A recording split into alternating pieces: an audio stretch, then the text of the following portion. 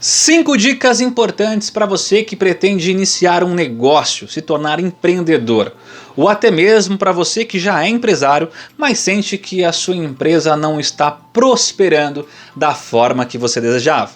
Mas antes de comentar esse assunto, se você não é inscrito aqui no meu canal, se inscreva, nos dê essa força e também nos siga nas outras redes sociais, do Instagram, do Facebook e agora também do TikTok.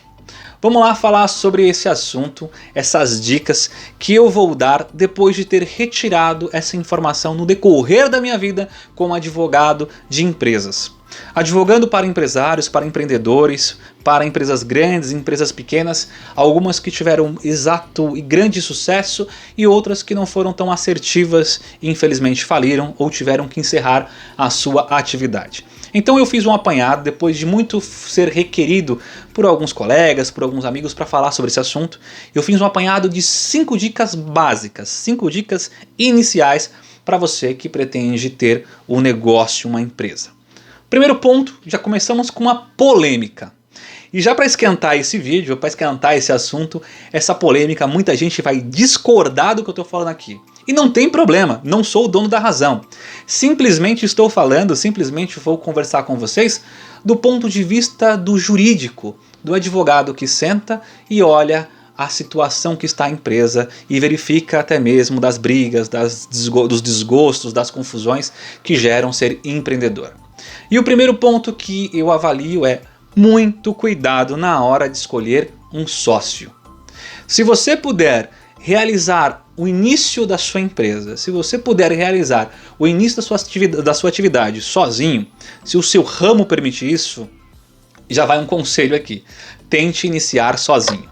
Você deve estar falando agora, mas espera aí cara, como assim né, iniciar sozinho? Eu tenho um amigo aqui de infância que eu confio muito, que nós estamos com um sonho juntos de montar uma empresa. Eu tenho aqui um parente meu que também vai me ajudar, eu tenho aqui um amigo. Ótimo, estou muito feliz por você.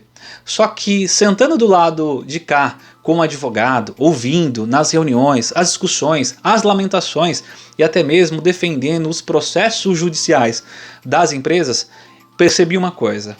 Será raro a atitude do sócio que prospera com o mesmo pensamento. Na adversidade, na dificuldade, sempre um rói a corda. Sempre um vai deixar o outro abandonado. E também, além disso, quando tem a prosperidade, um acha que está trabalhando mais que o outro ou acha que o outro ganha mais do que deveria. E começa as brigas financeiras e jurídicas. Então, quando eu disse para vocês, olha, tente iniciar sozinho, eu sei que tem aquela frase né, emblemática, uma frase muito bonita que diz sozinho você consegue ir longe, né, mais rápido, mas com outros você consegue ir muito mais longe. É muito bonito. Só que na hora do vamos ver jurídico mesmo, as empresas sempre têm as faíscas, os problemas, quando duas pessoas mandam. Quando duas pessoas têm poder de mandar, quando duas pessoas têm poder de decidir, veja, cabeças diferentes, pessoas pensando diferente, e infelizmente começa todas as brigas e as dificuldades. Já vi empresas que tinham tudo para dar certo, mas porque um sócio pensava de um jeito, o outro pensava do outro, e um não aceitava o que o outro dizia, acabava tendo todas as discussões, toda a problemática. Então eu sei que você pode estar pensando, não, mas no meu caso, o meu amigo, né, a minha esposa, o meu parente pensa igual, nós pensamos juntos da mesma forma. Você faz parte de um grupo raro de pessoas que realmente consegue utilizar de uma sociedade e ser próspero. A grande maioria que vai no meu escritório, quando inicia uma empresa e tendo 2, 3 pessoas que mandam da mesma forma, nunca dá certo. Porque lá na frente, todo mundo quer dar a sua opinião e quer que a sua opinião tenha força de validade. Sendo o que manda, sendo o que vai ter a ideia maravilhosa, sendo o que tem o poder de decisão, e aí começam os atritos, começam as confusões, e infelizmente as empresas afundam aí. Então, já como dica polêmica, fica essa questão, se você conseguir fazer sozinho, pelo menos no começo da sua vida como empreendedor, tente fazer você mesmo, sem ter a ajuda de outras pessoas, sem ter de fato alguém para decidir junto com você e você ter que obedecer ou deixar de obedecer essas pessoas. Simplesmente pelo fato de que a gente assiste do outro lado sempre essas discussões acabarem no judiciário ou acabarem em brigas graves, tá?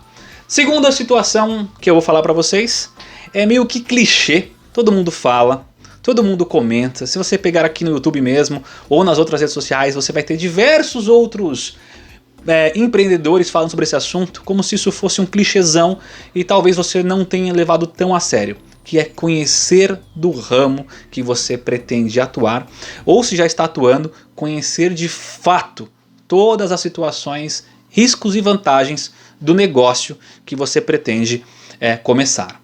Eu estou dizendo isso para vocês porque muita gente conhece às vezes do ramo, conhece muitas vezes do assunto porque foi funcionário ou conhece alguém que foi funcionário de determinado tipo de negócio. Só que nunca teve, nunca participou, nunca teve qualquer contato com a vida empresarial daquele ramo. E aí não estuda, não se dedica, não tenta conhecer, não tenta buscar informações antes de montar uma empresa. Vou dar um exemplo. Você trabalha em uma loja de roupa, você vende muito bem, você é um excelente vendedor, você até se tornou gerente. Aí você fala, peraí, eu consigo montar a minha própria empresa, vou montar a minha loja de roupa, vou bombar, porque eu vendo muito bem. Como se isso fosse um único fato suficiente para que a sua empresa, para que o seu negócio dê certo. E tem outras muito importantes quanto vender. Por exemplo, você entender de finanças, tributos, qual é o tipo de empresa que você vai montar, como é que vai funcionar o pagamento de funcionário. Você sempre foi funcionário, você sempre viu o funcionário como, às vezes, sendo a pessoa que você se colocava no lugar, mas você achava o chefe ruim porque cobrava um pouco a mais, você achava o chefe ruim porque um funcionário faltava e o chefe acabava descontando, brigava. Mas quando você passar para o outro lado, algumas informações, algumas questões serão muito importantes que você entenda.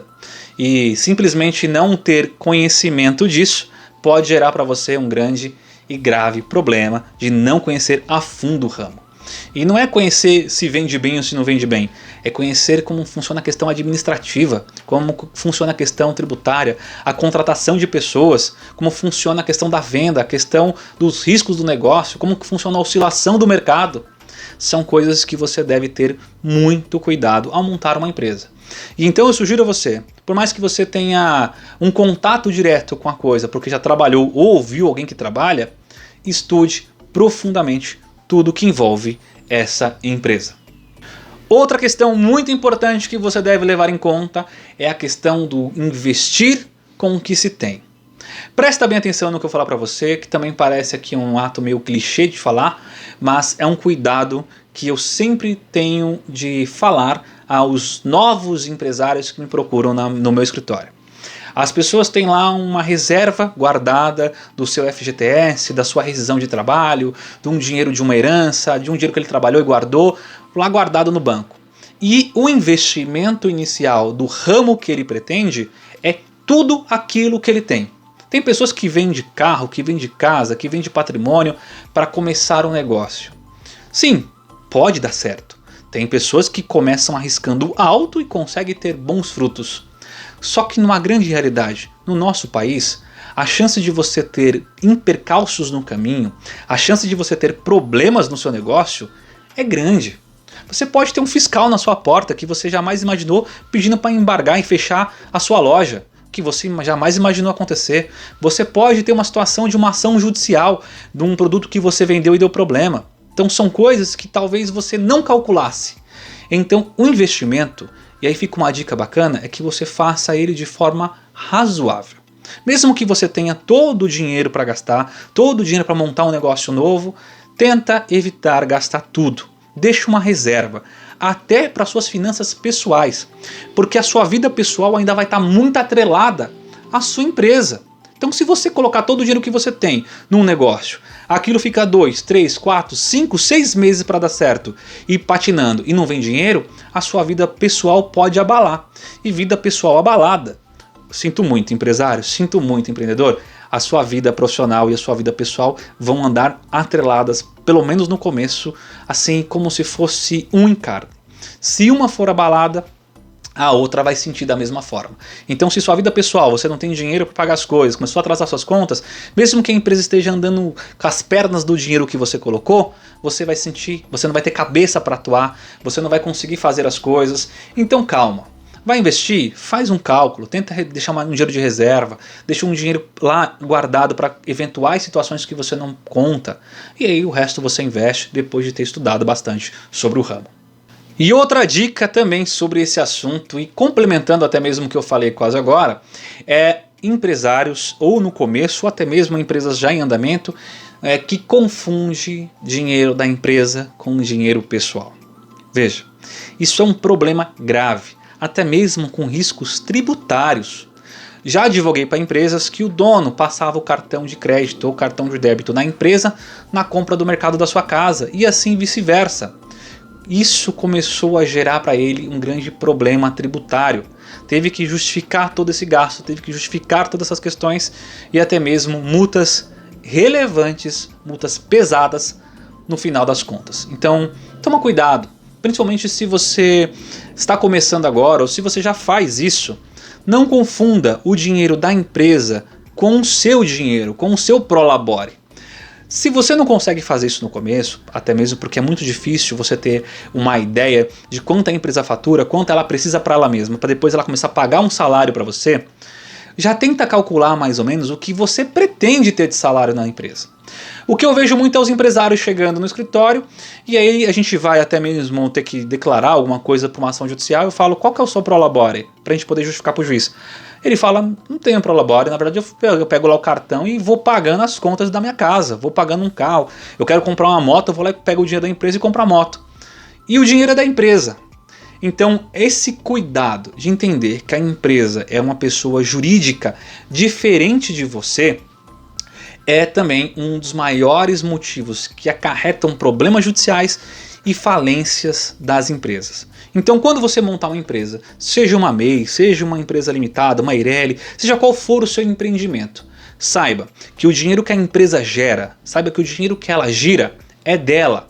E essa empresa tem que pagar para você, tem que separar para você um rendimento, seja ele alto, pequeno, vultuoso, não interessa.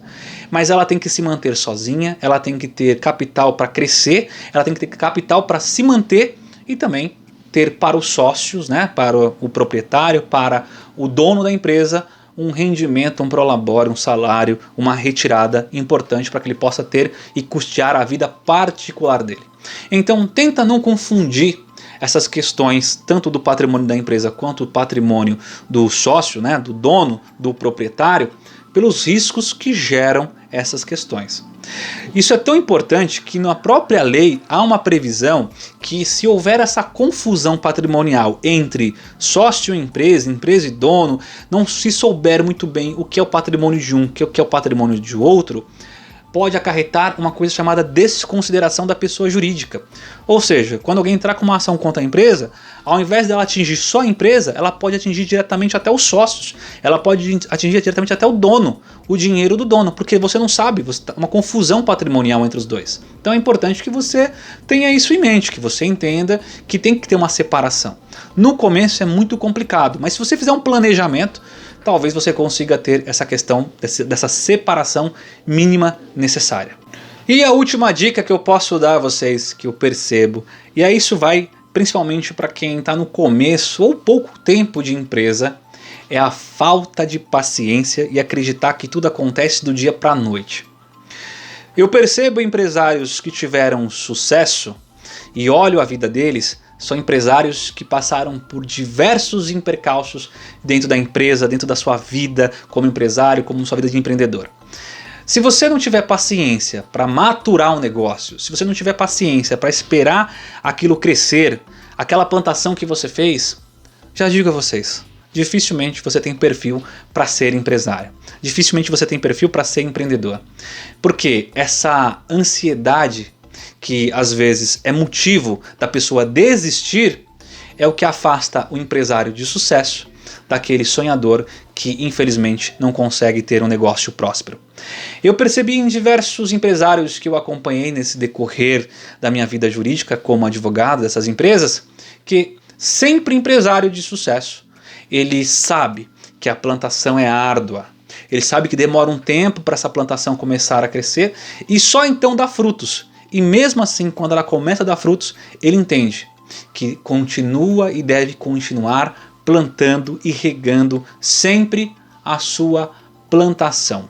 Então, se você montou um negócio, se você montou um projeto e começou esse projeto agora, ele tem um prazo, ele tem um tempo para maturar. Ele tem um tempo para que você possa aprender sobre como vai funcionar, até que então, depois que ele estiver maduro e que você estiver preparado, ele comece a dar os frutos que você então deseja.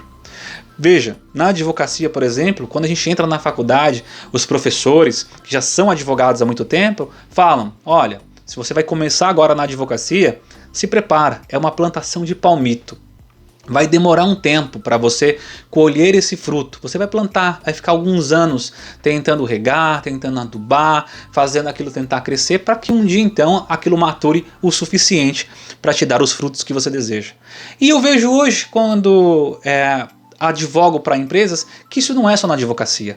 Demoram alguns anos para que uma empresa se consolide, tenha nome no mercado, tenha clientes bons e consiga então ter o sucesso desejado.